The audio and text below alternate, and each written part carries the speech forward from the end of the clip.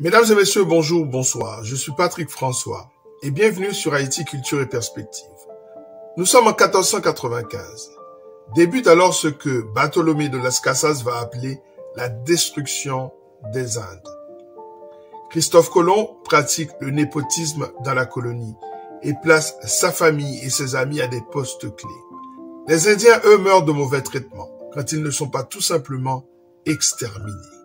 Mais les richesses d'Haïti vont créer de la concurrence au sommet du pouvoir colonial. On en parle ?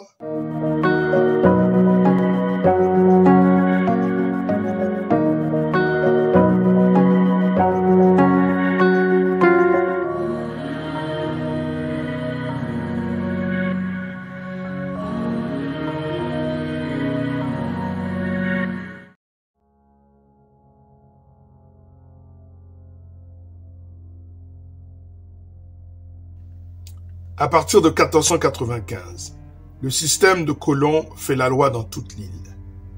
Les Indiens sont totalement esclavagisés et meurent dans les travaux forcés dans les mines d'or notamment. Colomb en envoie 300 en esclavage en Espagne. Mais la reine Isabelle, indignée, les fait mettre en liberté. Elle déclare les vouloir libres, christianisés par la persuasion et non par la force. Les ennemis de Colomb qui rêvent de prendre sa place se multiplient. Il faut dire que le système mis en place par Colomb est largement népotique. On y trouve à des postes clés son frère, Don Barthélemy Colomb, comme commandant de l'île, son ami François Roldan comme grand justicier. Le commissaire Aguado débarque sur l'île pour superviser la conduite de Colomb. Ce dernier part à Cadiz le 11 juillet 1496. Barthélemy Colomb, qui avait construit une nouvelle ville du nom de Nouvelle-Isabelle, sur la rive gauche de l'Ozama en 1494, profite de la visite de son frère pour l'Europe pour y établir le siège du gouvernement. Il change le nom en Santo Domingo, en l'honneur de son père Dominique Colomb. Cette révolution administrative est passée par le massacre des Taïnos de cette ville.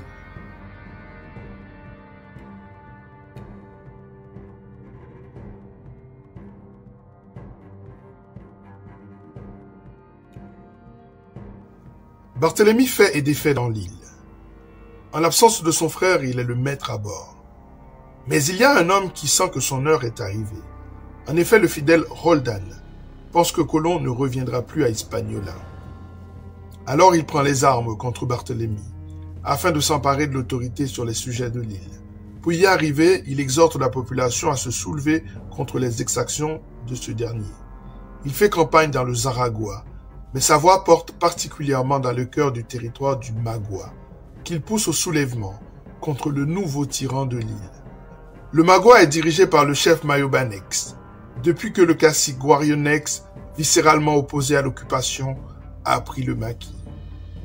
La résistance contre les hommes de Barthélemy est épique dans le Magua, où Mayobanex et Guarionex se liguent contre les Espagnols, mais ces derniers finissent par prendre le dessus et Mayobanex est ordonné de livrer Guarionex aux Espagnols.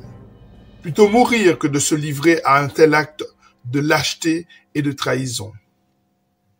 Et de fait, Mayobanex sera vaincu, fait prisonnier et exécuté en 1498. Et Guarionex sera livré aux Espagnols. Mais Roldan, emmené par des ambitions de plus en plus débordantes, demeure une menace pour le clan Colomb.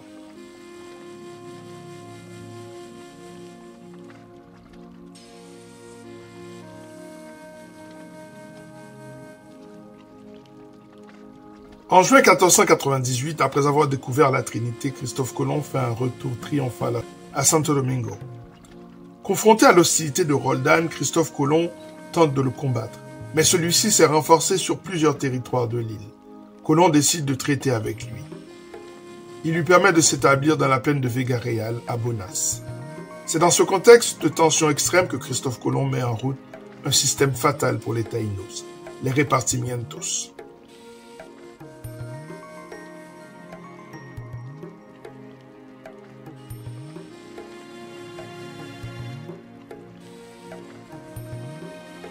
Le système de repartimiento, c'est le processus par lequel les Indiens furent cédés, distribués, vendus comme du bétail entre les propriétaires terriens. Parmi ces propriétaires de l'open terre et d'Indiens travaillant gratuitement dessus, il y avait le fils d'un ancien compagnon de Colomb, son nom Bartolomé de las Casas. Ces terres distribuées aux colons avec des esclaves indigènes pour travailler dessus sont appelées encomienda. Ce système va permettre à un magistrat d'octroyer à un colon des indigènes appelés à travailler pendant des semaines, des mois ou même des années dans les fermes, dans les champs, dans les mines de pierres précieuses, dans des ateliers ou encore dans les chantiers. Ce système va mettre fin à la résistance des derniers Indiens d'Haïti.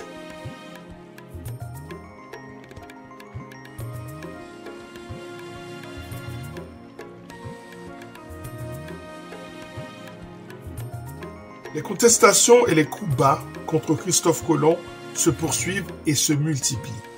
Il est accusé de mener des projets personnels ambitieux. Il est rappelé en Espagne. La couronne envoie sur place un nouvel intendant suprême de justice. Le nouvel homme fort s'appelle François Bobadilla, commandeur de l'ordre de Calatrava. Et la décision d'envoyer en Haïti un homme issu du plus ancien ordre militaire espagnol fondé au XIIe siècle est loin d'être anodine.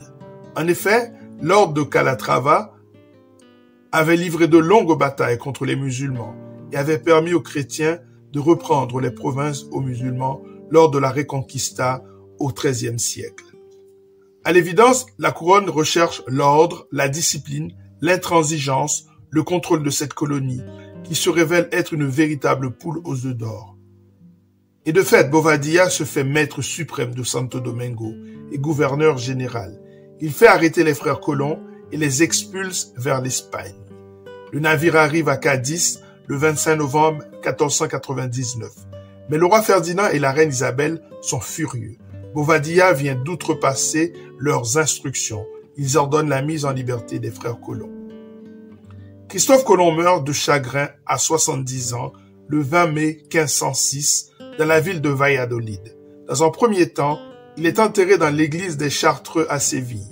Puis, selon ses vœux testamentaires, son corps est envoyé à Santo Domingo. Enfin, en 1776, ses restes sont transportés à La Havane. Christophe Colomb est donc mort, mais il a laissé un système, des idées, des hommes, certains qui prennent le leadership dans la colonie et des hommes qui sont déterminés à s'enrichir le plus vite possible. L'horreur pour les Indiens ne fait que commencer. Et bientôt arriveront dans la colonie des Noirs vendus comme des esclaves.